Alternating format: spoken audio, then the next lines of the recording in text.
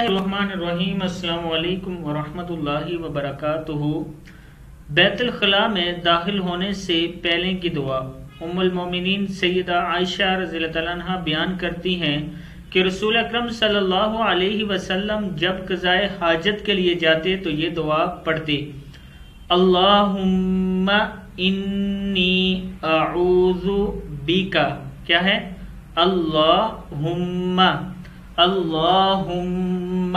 انی اعوذ بک، عین پیش واو او، اعوذ بک من خاپش خو باپش بو خبوثی، من الخبث والخبائث۔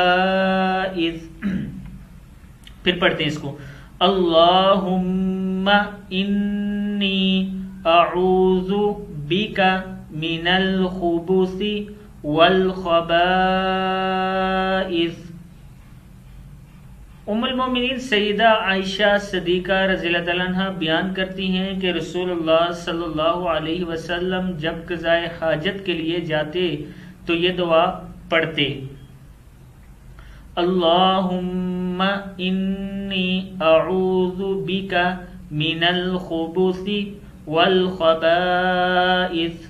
اے اللہ، بے شک میں تیری پناہ میں آتا ہوں ناپاک جنوں اور جنیوں سے۔